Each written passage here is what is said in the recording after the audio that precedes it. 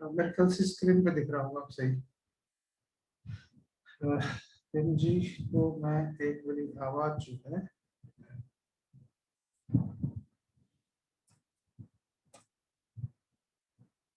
MG आप unmute कर लो अपने आप को। सर ऑल्ट टैब दबाओ। हाँ alt tab. Alt tab. Control alt कर रहे हो ना? कंट्रोल नहीं, alt tab. Alt alt tab कहाँ पर? हाँ ऑल्ट और टैब। टैब। हाँ जी। हाँ जी। सर इस पे ये वाली स्क्रीन दिखेगी, उस पर क्लिक करना। देखो ऑल्ट टैब पे छोड़ना नहीं है आपने। हाँ अभी देखो ऐसे कर रहे हो ना, तो जो आपकी ये वाली ट्रेनिंग वाली है उस पे जाके छोड़ो इसको। एक ऑल्ट टैब करोगे तो ये आगे पीछे मूव होगा। 4 स्क्रीन आ रही है ना। हाँ अब हाँ। हट गया ना, वो हट गया ना सीन सर। अच्छा अच्छा हाँ, ठीक है ठीक है सर। ठीक है। तो रीजन नंबर 3 जो पॉलिसी का है वो इनकम टैक्स रिबेट का के बारे में बताया गया कि इस पॉलिसी के माध्यम से आप इनकम टैक्स की रिबेट भी ले सकते हैं, और जो कि मेडिक्लेम में कई बार लोगों की प्रीमियम 15,000, 16,000, 18,000 इस तरह की होती है। तो यदि यहाँ पे 10,000, 15,000, 20,000, 25,000 का प्रीमियम दे रहे हैं तो वो भी उसी सेक्शन में जाके कवर्ड हो जाएगी और उसको बेनिफिट उठा सकते हैं लोग। ये पॉलिसी का जो सारी चीज देखो ना इसमें है कि क्लेम एक तरीके से नहीं मिल रहा, कई चीजों पे डिपेंड कर रहा है कि एडमिशन कितने दिन रहे आपका, और अगर हम उसका बेनिफिट से अगर आप बनाओगे तो 1,000 की पॉलिसी में 40 लाख रुपए तक का क्लेम की तक आ सकता है अगर मैक्सिमम क्लेम अगर उसमें दिया जाए। ये बहुत ही ह्यूज क्लेम देने वाली पॉलिसी है। इसका किसी भी तरीके से अगर आप कंपेयर करेंगे मेडिक्लेम से तो कोई मुकाबला है नहीं। मेडिक्लेम कहीं भी नहीं ठहरती देखा जाए तो।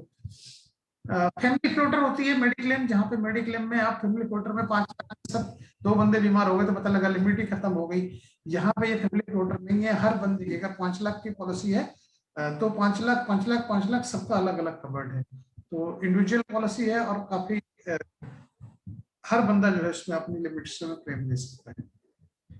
तीसरा जो इसमें एजेंट्स के लिए बताया गया है कि बहुत ही आरोग्य पॉलिसी फ्रेंडली है।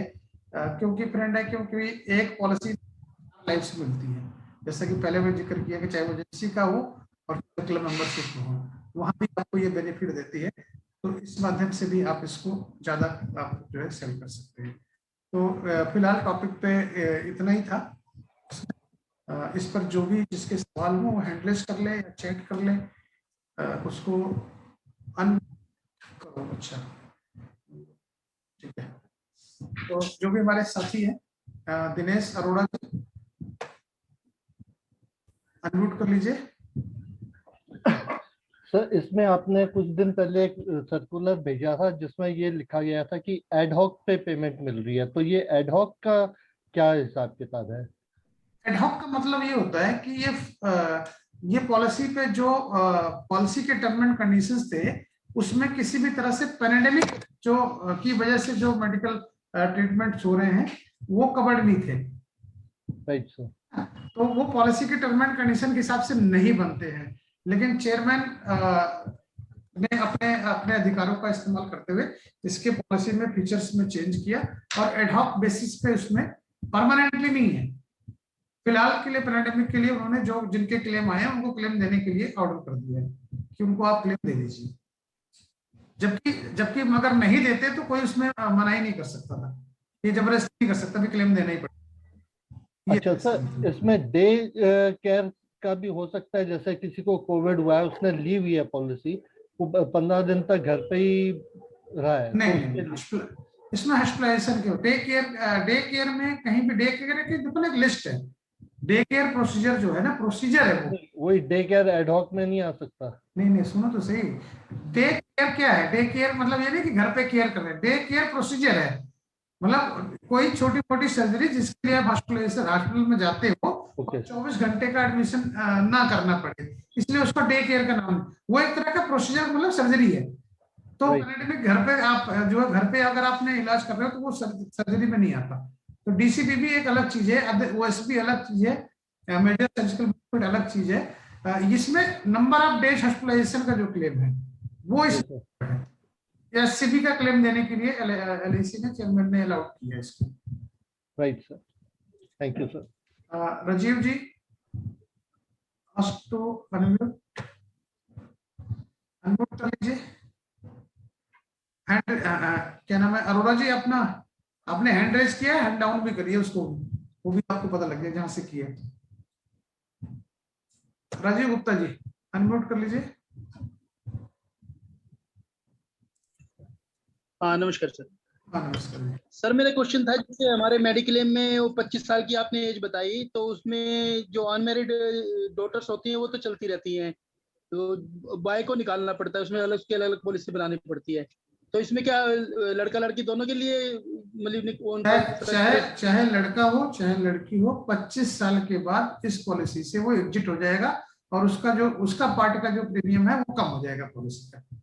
ऑटोमेटिक इसमें मतलब कि वो है रिडक्शन है।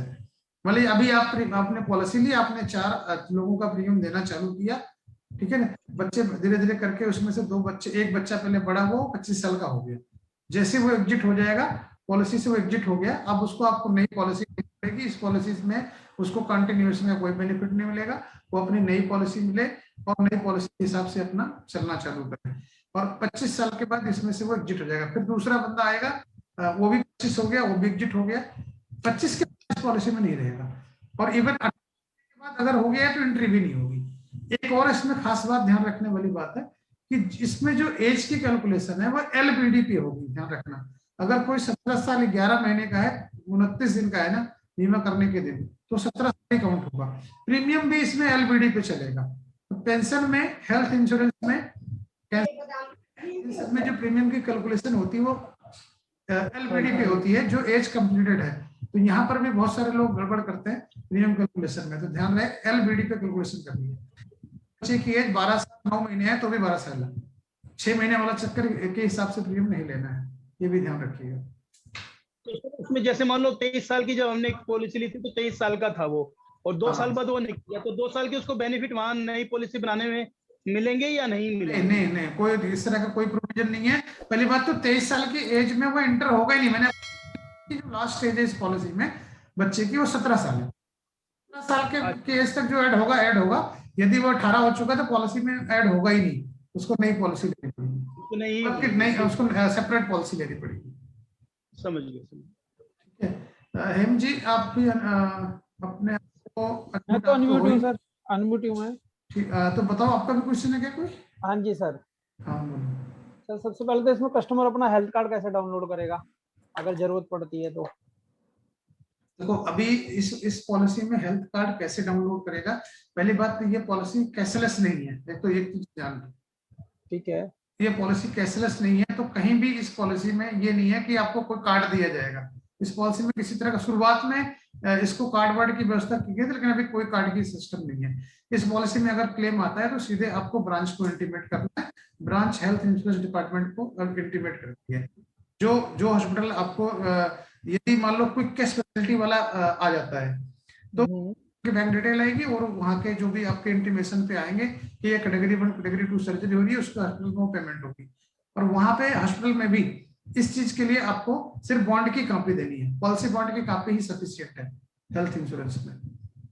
नहीं किस केस में? कैटेगरी 1 और 2 की सर्जरी में हॉस्पिटल में की जरूरत पड़ेगी, अदरवाइज जरूरत ही नहीं है कोई किसी तरह से।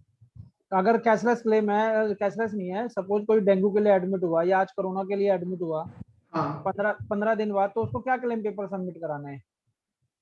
हाँ, क्या क्लेम पेपर सबमिट कराना है? उसको डिस्चार्ज समरी सबमिट करानी है।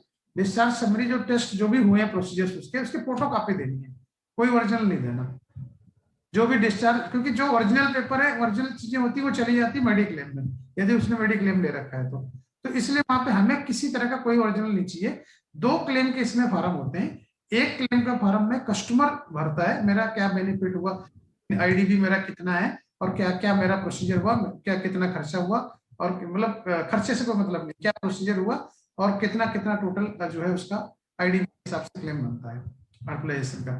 दूसरा है उसका एक फॉर्म हॉस्पिटल से वेरीफाई कराना, एक फॉर्म उसको डॉक्टर भर के देगा बस। तो एक डॉक्टर ने भर के देना है, कस्टमर ने भर के देना है, और बाकी सारी फोटो कॉपियां लगनी है बस, जो उसको की मिलती है। जब भी क्लेम होगा तो एक पेपर हॉस्पिटल से भरवाना ही भरवाना है। हाँ, एक फॉर्म होता है जो हॉस्पिटल से भरवाना पड़ता है जहाँ से ट्रीटमेंट हुआ है।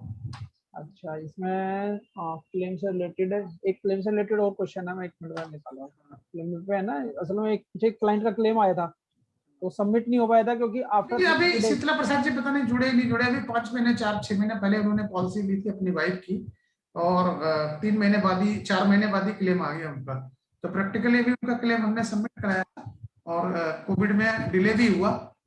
वैसे तो वो कहते हैं भी महीने भर के अंदर आ जाना चाहिए, पेपर सारे सबमिट हो जाना चाहिए, लेकिन डिले भी हो जाता तो रीजन देके वो सबमिट हो जाता, कोई दिक्कत नहीं होती। मतलब उसमें पेपर की जो लिस्ट है ना, वो बहुत सारी, पेपर की लिस्ट बहुत सारी है, खाली डिस्चार्ज समरी नहीं देनी। जैसे अब डिस्चार्ज समरी एक हो गई, एक क्लेम फॉर्म 2 तरीके के हो गए।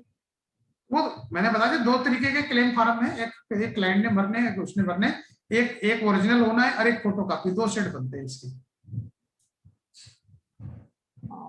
मेरे पे सर अगर हो तो मैं इसकी वो कॉपी शेयर कर सकता हूँ क्लेम की जो रिक्वायरमेंट है। नहीं, वो मैं भेज दूंगा क्लेम के रिक्वायरमेंट के लिए। असल में क्लेम किसी का आता भी है तो पहले क्लेम के लिए आप मत घबराओ, पहले तो हम कह रहे हैं पॉलिसी को आप सेल करो, क्लेम में कोई दिक्कत नहीं आ रही।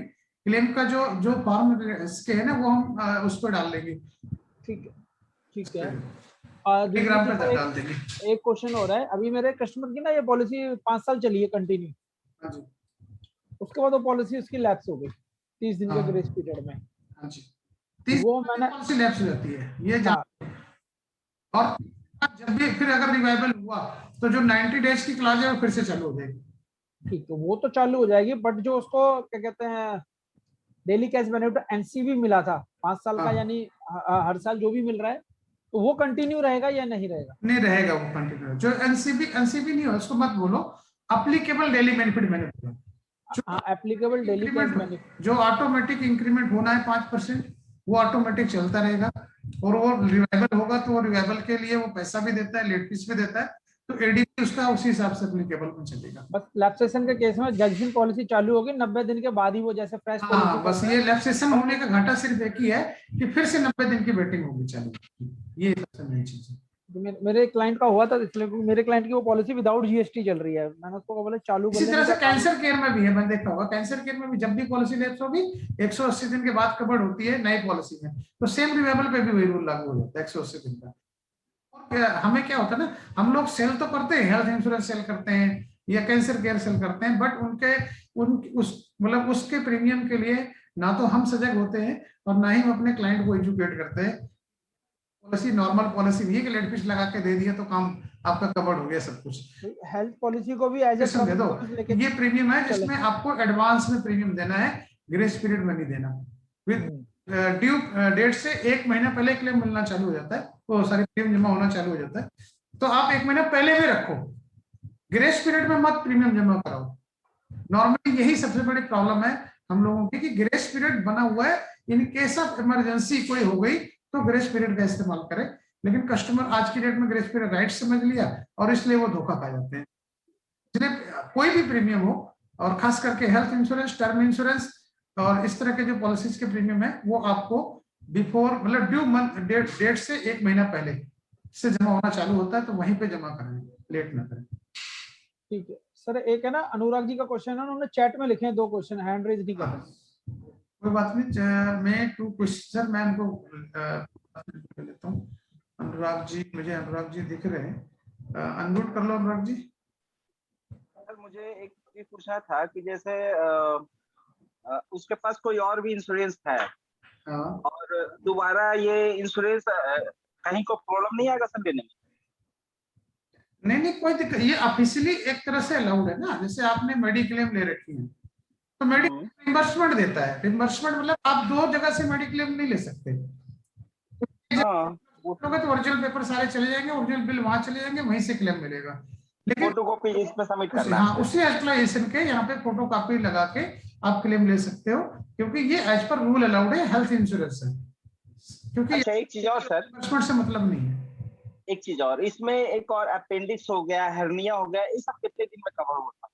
2 साल के बाद मैंने दिखाया, अभी एक लिस्ट इसमें जो पीपीटी है ना, अभी शेयर कर दूंगा। मैं स्क्रीनशॉट नहीं ले पाया सर। हाँ, स्क्रीनशॉट लेने की जरूरत नहीं है, ये पीपीटी जो है आपको दे दूंगा, उससे आप देख लेना। Okay sir. तो अपना अभी जो है इनका क्वेश्चन क्या नाम है आया, चैट में आया है, संजय जी को भी ले लेता हूं। हालांकि क्वेश्चन उनका मैं पढ़ दूं, चैट में ही उन्होंने लिखा है कि क्या जो सीजीएचएस या डीजीएचएस में कवर्ड है उनको भी इसमें मिल सकता है क्या?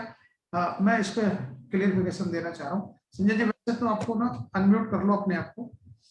क्वेश्चन तो मैं आपका समझ गया हूँ, और कुछ बोलना चाहता हूँ इसमें हम मेडिक्लेम की बात कर रहे हैं। मेडिक्लेम पॉलिसी तो इंश्योरर ही देता है, बट सीजीएचएस वाले या डीजीएचएस वाले मेडिक्लेम भी नहीं लेते, वो कवर्ड है या नहीं? बिल्कुल, मैं बहुत ही बढ़िया सवाल है। आप जाओगे ना जब मार्केट में, तो क्या होगा, बंदा कहेगा यार मेरे को तो मैं तो डीडीए में हूँ, और मेरी तो सीजीएचएस है, मेरी तो डीजीएचएस है, ठीक है, मैं ना रेलवे में हूँ, करता हूँ, तो मेरा ना रेलवे वाले ही हॉस्पिटल से ट्रीटमेंट हो जाता है जी फ्री में। मैं आपको बताऊं, यदि कोई बंदा रेलवे में नौकरी करता है, गवर्नमेंट में नौकरी करता है, सीजीएचएस में नौकरी करता है, तो वहां पे उसके एम्प्लॉयर ने फैसिलिटी दे दी है वो ट्रीटमेंट वाले में। हम जहां पे खर्चा ही नहीं हुआ उसका कुछ भी, उस हॉस्पिटलाइजेशन का भी क्लेम देंगे। और बताओ, हमें उसके वो मेडिक्लेम करा रखी है नहीं करा रखी है, हमारा उससे कोई लेना देना नहीं है। ऐसे खर्चे हैं या नहीं खर्चे हैं, उससे भी हमारा कोई लेना देना नहीं है।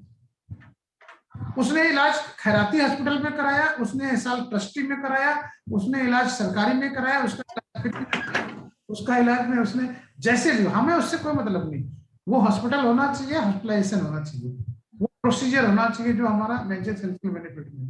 ये बहुत ही ना बढ़िया सेगमेंट है, मैं आपको बता रहा हूँ, सरकारी नौकरी करने वाले लोगों का, जिनके पास मेडिकल फैसिलिटी है ना, उन लोगों को ये पॉलिसी और बढ़िया तरीके से बेची जा सकती है कि इलाज फ्री में कराओ और यहां से पैसा पाओ। मेडिक्लेम वाले के लिए तो है ही है, जो बिजनेसमैन है, जो प्रोफेशनल्स हैं, इस तरह के लोग हैं। हम तो करें जो सरकारी में है उनके लिए भी ये बढ़िया चीज है, तो वहां पर भी ये पॉलिसी बहुत धड़ल्ले के साथ बिक सकती है और उसका अच्छा खासा स्कोप है। आई थिंक आपको संजय जी आपको जवाब मिल गया होगा। और भी हमारे साथी किसी ने अगर चैट करना चाहे चैट कर सकते हैं। देखो मैं आपको बताऊं ना, जो भी दिमाग में आता है ना आपके, यदि आप सवाल नहीं करेंगे, यदि आप अपने मन में ही सोचते रह जाएंगे कि फलाना वो आदि त्रिपाठी जी पूछेंगे जी, हकीम जी पूछेंगे जी, संजय जी पूछेंगे जी, अब मैं तो खाली सुनूंगा जी। भैया जिसके दिमाग में जो सवाल आ रहा है ना वो पूछ लो। यहाँ पे अपने लोग हैं, कोई बुरा नहीं मानेगा कि कुछ अगर गलत सवाल अगर आपके वैसे भी हो गए तो, क्योंकि बाद में अभी तो चर्चा हो रही है, बाद में वो चर्चा नहीं होगी। किसी का सवाल है तो लास्ट देख लो, क्योंकि मैंने इसलिए आज छोटा टॉपिक रखा था, और छोटा हालांकि छोटा नहीं है, जब इसको स्टडी करोगे तो ये काफी बड़ा टॉपिक है, ऐसा नहीं है। Health insurance. बिनानी जी। नमस्कार सर। अच्छा, इसमें ना जीएसटी की रेट क्या है? 18% जीएसटी है इसमें। 18%। और इसकी कैलकुलेशन इंडिविजुअल वाइज होगी प्रीमियम की? हाँ जी, हर एज पे अलग अलग है। और through out the year husband का अलग प्रीमियम होगा, वाइफ का अलग प्रीमियम होगा, बच्चे का अलग प्रीमियम होगा, दूसरे बच्चे का अलग प्रीमियम होगा, और वो कवर्ड भी उसी हिसाब से अलग अलग होंगे, अपनी अपनी लिमिट्स भी उनके हिसाब से अलग अलग होगी। तो तब जब इसकी प्रेजेंटेशन आप बनाओगे ना, कहीं देखोगे तो पता लगेगा यार मैक्सिमम क्लेम की सीलिंग 40 लाख तो हस्बैंड की है, 40 लाख वाइफ की है, 40 लाख बच्चे की है, 40 लाख दूसरे बच्चे की है। अगर क्लेम चारों के क्लेम आ गए तो पता लगे कि करोड़ों के क्लेम है इस पॉलिसी में, जबकि करोड़ों के मेडिक्लेम की पॉलिसी आप नहीं ले सकते, वहां पे दिक्कत है। इसमें टर्म कितना डिसाइड कर सकते हैं हम? 30 साल की एज तक चलता है, 30 इयर्स माइनस एज। अच्छा, 30 इयर्स माइनस एज चलता है। अच्छा, 40 इयर्स जितना भी है था, 40 का तो 40 चल जाएगा। हाँ जी, 40 का तो 40। प्रिंसिपल इंश्योर्ड की एज के आधार पे इसका जो है ना वो चलता है, पीआई की जो एज है उसके हिसाब से चलेगा। अच्छा अच्छा। हाँ, पीआई की अगर किसी वजह से मिसहैपनिंग हो जाती है तो जो वो है वो पॉलिसी को कंटिन्यू करता रहेगा, ये पीआई बन के खत्म नहीं होगी। अगर पीआई के साथ में मिसहैपनिंग हो गई, अगर मेंबर के साथ मिसहैपनिंग हो गई तो स्कीम बंद हो जाएगा, बाकी का चलता रहेगा। अच्छा, साथ कोई मिसहैपनिंग होगी, बच्चे के साथ कोई बच्चे का प्रीमियम बंद हो जाएगा, बाकी की पॉलिसी चलती रहेगी। पॉलिसी नहीं है हाँ, लेकिन 80 साल से जो टर्म डिसाइड होती है वो पीआई पे होती है, उससे ज्यादा नहीं चलेगी। ठीक। तो इस केस में हम ना कई बार क्या करते हैं कि अगर आप चाहो तो पीआई वाइफ को बना दो, अगर वाइफ की एज कम है, और मैं चाहता हूँ पॉलिसी लंबी चले। हाँ हाँ हाँ, ये 30 साल है, हस्बैंड के 40 साल है, तो मैं चाहता हूँ कि पॉलिसी 50 साल चले, तो आप पीआई जो है वो वाइफ को बना दीजिए और हस्बैंड को सेकंड पे ले लीजिए वहां पे, ऐसा भी कर सकते हैं। अच्छा। तमर जी आप अनम्यूट कर लो। अनिल जी। जी नमस्कार। हाँ नमस्कार सर, ये जिस तरह मेडिक्लेम के अंदर एक एज का सेक्टर होता है कि 5 साल बाद प्रीमियम इंक्रीज होता है, इसमें तो ऐसे कांस्टेंट रहेगा कि इसमें बढ़ेगा? ये स्लाइड में मैंने पढ़ाते समय जिक्र किया था कि इस पॉलिसी में 3 साल के बाद राइट कंपनी के पास कि वो चाहे तो प्रीमियम कुछ बढ़ाना घटाना चाहे तो कर सकती है, प्रायर अप्रूवल ऑफ IRDA। कुछ भी बढ़ाएंगे तो पहले IRDA के पास जाना पड़ेगा, अप्रूवल लेना पड़ेगा, उसके बाद बढ़ा सकते हैं, उससे पहले नहीं बढ़ा सकते। हालांकि 2013 से जो पॉलिसी चल रही है अभी तक कभी भी इंक्रीज नहीं हुआ है, ठीक है। नॉर्मल उसमें इंक्रीज होने की कोई संभावना नहीं है, मैं आपको बता रहा हूँ। बट ये राइट्स इसलिए रिजर्व किया जाता है कि once insurance is a contract, अगर कंट्रैक्ट में ये बात नहीं लिखी हुई है और बाद में आप प्रीमियम बढ़ाना चाहो तो बढ़ा नहीं सकते, इसलिए इसमें लिखा हुआ है कि 3 साल के बाद राइट्स रिजर्व है, चाहे तो बढ़ा सकते हैं। बट अभी मैंने बताया कि 8 साल में कुछ नहीं बढ़ा, जबकि मेडिक्लेम में कंपल्सरी है कि 35 की स्लैब चेंज हुई, 36 होते ही बढ़ गया, 41 होते ही बढ़ गया, 46 होते ही बढ़ गया, 51 होते ही और बढ़ गया, 4-4, 5-5, 6-6 गुना हो जाते हैं प्रीमियम। और हायर एज में जाते जाते कितना प्रीमियम होता है सोचो। हम 80 साल तक सेम प्रीमियम की बात कर रहे हैं, ये मान के चलिए। अभी तक तो किसी का, जब से 2008 से चल रही है आज तक, किसी भी पॉलिसी का कोई भी प्रीमियम कभी भी इंक्रीज नहीं हुआ। ठीक है अनिल जी, कोई सवाल है? नहीं तो ठीक है, अपना चलते हैं, नेक्स्ट सेशन में मिलेंगे। और होप सो कि आप सभी लोग जो है जल्दी से जल्दी नए काम की तरफ खुल भी गया है। मैं आपको एक चीज और सलाह देना चाहूंगा कि आप ना कस्टमर का की जेब का जो डिसीजन है ना वो खुद मत लो। हमारे बहुत सारे साथी इसके पास पैसे नहीं है, अरे इसका तो दुकान बंद है, इसका धंधा नहीं है, इसका तो ये दिक्कत है, उसका वो दिक्कत है। तो मेरा कहने का सीधा सा तात्पर्य है कि प्लीज आप ना बॉल जो है ना वो कस्टमर के पाले में डालो। मैं आपको विश्वास दिला रहा हूँ 3 टाइम्स अवेयरनेस इंक्रीज हुई है तो 3 टाइम्स काम भी इंक्रीज होगा। इसलिए ज्यादा से ज्यादा आप कस्टमर से बात करिए, हालचाल लीजिए, बात करिए और चीजें बात करिए, फिर धीरे से जो है उसको इंश्योरेंस के बारे में भी बताइए कि इंश्योरेंस बहुत इंपॉर्टेंट है sir, let us review your insurance. आप अपने इंश्योरेंस को रिव्यू करिए, आपका इतना ही कहना बहुत है। वो कहेगा 5 लाख की है, 10 लाख की, सब रिव्यू करिए, क्योंकि आपने देखा होगा कि हॉस्पिटल के ट्रीटमेंट में भी 20-20 लाख 25-25 लाख रुपए लगे हैं। इसी तरह से अगर लाइफ इंश्योरेंस में भी क्या होता है कि इससे सीख मिली है। देखो जिंदा रहते खुद को सीख मिलती है, किससे? हेल्थ इंश्योरेंस से, खर्चे से, जब इलाज जब कराने जाते हैं, क्योंकि वहां पर खुद को झेलना पड़ता है। तो सोचो सर, जब आपने मेडिक्लेम 5 लाख की कराई थी और आपको 13 लाख 15 लाख का खर्चा पड़ा तो आपने कैसे मैनेज किया? वही चीज आप लाइफ इंश्योरेंस में सोचो कि आपके, ये तो आपने चलो झेल लिया, आपने कैसे कैसे करके आप थे, सपोज करो आपके साथ कोई मिसहैपनिंग हो और पीछे से अगर घर वालों के लिए आपने 3 लाख की पॉलिसी करा रखी है और वहां पे खर्चा जो है वो 50 लाख का है, 25 लाख का है, बच्चों की पढ़ाई से लेकर बाकी चीजों का, तो वो कहाँ से मैनेज होगा? वहां कौन मैनेज करेगा उसको? तो आप अपने इंश्योरेंस को रिव्यू करिए, क्या क्या सफिशिएंट इंश्योरेंस आपके पास है या नहीं है, आपकी लायबिलिटीज जितनी है उसके हिसाब से इंश्योरेंस है या लाइफ इंश्योरेंस या नहीं है। तो ये एक मेडिक्लेम में जो खर्चा लोगों ने किया है, जो मेडिक्लेम में क्लेम नहीं मिले, जो एक तरह से देखा जाए कि जितना खर्चा था उसके हिसाब से मेडिक्लेम कुछ भी नहीं थी, लोग जिस तरह से क्या नाम है लोगों के क्लेम आए हैं, तो वहां से लोगों को एहसास हो रहा है कि बड़ा इंश्योरेंस चाहिए, बड़ा इंश्योरेंस। आप विश्वास करो कि कब आपको कितना बड़ा इंश्योरेंस मिलेगा ये पता नहीं चलेगा। इसलिए इसको मेरा यही सजेशन है कि अपना कस्टमर की जेब का डिसीजन लेने कुछ नहीं है, आपके पास एक ही काम है कि आप कस्टमर से ऑफर करें, एक्सेप्टेंस उसके हाथ में है, करें नहीं करें, अवेयरनेस उसके पास है। अगर आप हिट करेंगे, जो हिट करेगा वो काम ले जाएगा, सीधी सी बात ये है। तो मैं पुनः मेरी एक रीक्लैरिफिकेशन है। हाँ हाँ आपने बोला था कि बच्चे जब 25 साल के हो जाते हैं तो उनको नए उसमें ऐड करेंगे, नई पॉलिसी देंगे, कोई बेनिफिट्स कंटिन्यू नहीं होंगे, लेकिन मेरे को जो नॉलेज है वो नहीं नहीं, कंटिन्यू मैं आपको होंगे। बताऊं, देखो मैं इस पे क्लियर नहीं हूँ। कंटिन्यूस पॉलिसी नंबर नया लगेगा, नया पॉलिसी नंबर लगेगा, नया फॉर्म भरेगा, नई चीजें करेगा, तो अगर क्लेम आ जाएगा तो वहां पे वो पुरानी पॉलिसी में कवर्ड था, टेक्निकली उसको मिलना चाहिए। हालांकि मेरे को किसी इस पे मेरे पास क्लियरिटी नहीं है मिलेगा कि नहीं मिलेगा। वैसे अगर LIC की पॉलिसी में कवर्ड था वो, तो मिलना चाहिए, उसमें किसी तरह की दो राय नहीं है। तो इसका क्लैरिफिकेशन ले लेंगे, नेक्स्ट पॉइंट आपके होगा तो उसमें बता दूंगा मैं। ये मैं जानकारी भी इसलिए मैं उसको नहीं ले रहा हूँ। राइट सर, हैंड रेट था, जल्दी से ले लो आप भी, हमारे पास थोड़ा सा है टाइम अभी तो फिलहाल। नमस्कार सर। हाँ नमस्कार। अच्छा सर, ऐसा है कि मेडिक्लेम में जैसे होता है ना कि 6 दिन एडमिट रहते तो 5 दिन लेते हैं, हाँ तो यहाँ पे ऐसा कोई क्लॉज है?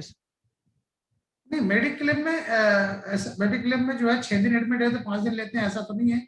मेडिक्लेम में भी 24 घंटे के हिसाब से चलता है, 24 आवर्स का एक दिन मानते हैं हम, यहाँ पे 28 दिन का एक दिन मानते हैं, और सॉरी 28 घंटे का एक दिन मानते हैं। वहां 24 घंटे का एक दिन कंप्लीट माना जाता है, यहाँ पे 28 घंटे होने पे एक दिन कंप्लीट माना जाता है। मतलब यदि किसी का एडमिशन 28 घंटे हुआ तो वो एक दिन हुआ, यदि किसी का एडमिशन जो है क्या नाम है 2 दिन 4 घंटे हुआ, मतलब 4 घंटा एक्स्ट्रा लेके चलते हैं, तो फिर उसको 2 दिन का क्लेम मिलेगा। ठीक है, यदि किसी का 3 दिन 4 घंटे हो गया तो उसको जो है 3 दिन का क्लेम मिलेगा। यदि किसी का एडमिशन 3 दिन 2 घंटे ही हुआ तो उसको 2 दिन का क्लेम मिलेगा, 3 दिन का क्लेम नहीं मिलेगा। लेकिन यदि एडमिशन 6 दिन से ज्यादा हो गया, 6 दिन 4 घंटे से ज्यादा हो गया, फिर 7 दिन का क्लेम मिलेगा। ये इसकी SCB का क्लॉज है, मतलब after 6 days all 7 days is covered, full होगा, सारा कवर्ड हो जाएगा। लेकिन अगर 6 दिन से कम है तो एक दिन छोड़ के बस क्लेम मिलेगा। अगर 6 दिन 4 घंटा है तो 7 दिन बनता है, 6 दिन का क्लेम मिलेगा। इस तरह से चलता है। ठीक है जी, तो मैं अभी आज का सेशन यहीं पे एंड कर रहा हूँ, क्योंकि और किसी का हैंड रेज नहीं है और ना ही किसी का चैट में आया है अभी तक, और किसी का। हकीम जी, यदि बेटी की एज 25 है, फादर की एज 55 है, तो फादर की किस एज तक मेडिक्लेम रहेगा? जाहिर सी बात है, मैंने बताया 80 - 55, 80 - 55 तक कवर्ड रहेगा। और जब बेटी 25 साल की है तो उसको अलग पॉलिसी मिलेगी, उसको यहाँ तक तो लेना ही लेना नहीं है इस पॉलिसी में, फादर के साथ तो कवर्ड होगा ही नहीं। तो थैंक यू, नमस्कार, धन्यवाद सभी लोगों का जुड़ने के लिए। और बट संख्या बल बहुत कम है, आपके जानने वाले, आपके सहयोगी साथी जो है 65 साल है। संजय जी का क्वेश्चन आ रहा है, मैक्सिमम एज एंट्री 65 ईयर्स है। तो बाकी का भी मैं ये PPT भेज दूंगा आपको, काफी हेल्प मिल जाएगी उसके माध्यम से। तो अपने साथी को, अपने ग्रुप के साथी को आप लोग कमेंट्स डालें। मैं आपको बता रहा हूँ, जोड़ने का एक तरीका क्या है कि हम तो रोज कह रहे हैं और हमारा टीम लीडर भी रोज कह रहे हैं, आप लोग भी अपनी तरफ से अपील करिए सभी लोगों से जुड़ने के लिए, क्योंकि जो सेशन निकल रहा है, जो चीजें निकल रही हैं, वो शायद रिपीट करना इतना आसान नहीं होता। एक और चीज मैं सोच रहा हूँ, क्योंकि जैसे ही लॉकडाउन खुला है, वर्किंग डेज चले हैं, तो हमें वर्किंग डेज में ट्रेनिंग में प्रॉब्लम आ रही है। तो हम शनिवार और इतवार का दिन, ये 2 दिन जो है ट्रेनिंग का दिन रहेगा, और दोनों दिन हम मौका देना चाहते हैं। कई बार क्या होता है कि हम एक सेशन ले रहे हैं टॉपिक पे, और उस सेशन में लोग नहीं जुड़ पाए किसी वजह से, कहीं किसी का शनिवार आप नहीं है तो किसी का इतवार आप है, किसी का शनिवार आप है, ऐसा भी होता है कई बार। तो मैं चाह रहा हूँ कि एक सेम टॉपिक का 2 सेशन हो, जो लोग अगर जुड़ पाए शनिवार को तो ठीक है, नहीं तो इतवार को भी सेम सेशन है। एक सेशन का 2 बारी मौका दिया जाए, जिससे मुझे लगता है कि ज्यादा लोग कवर्ड हो पाएंगे। अदरवाइज सेम लोग सेम में आ रहे हैं और वो टॉपिक जो है अदर लोग नहीं कवर कर पा रहे हैं। तो अगर पहले दिन की अटेंडेंस हमें मिल गई तो जिन लोगों ने कर लिया है वो अगले सेशन में उनको ज्यादा लोग को कवर कर पाएंगे। तो ये एक सजेशन है जो हम अभी चेंज करेंगे, कि शनिवार और इतवार 2 ही दिन ट्रेनिंग का रखा जाएगा, क्योंकि वर्किंग डेज लोगों को जाना पड़ता है। और जैसे आज अटेंडेंस कम हुई है तो इसकी एक वजह ये भी हो सकती है, लोग ड्यूटी गए, ड्यूटी से वापस ही नहीं आए 7 बजे तक। जब मैं नहीं वापस आ पा रहा था, मुझे ऑफिस में बैठ के लेना पड़ रहा है, तो जाहिर सी बात है वहां पे भी समस्या आ रही है। तो 7 बजे का ही टाइम रखेंगे, बट 7 बजे शनिवार को 7 बजे और इतवार को 7 बजे, ये 2 दिन रखा जाएगा और सेम टॉपिक होगा।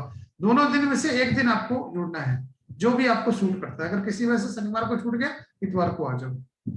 इस तरीके से ट्रेनिंग का प्रोसीजर रखेंगे। तो धन्यवाद आप सभी लोगों का जुड़ने के लिए। नमस्कार। और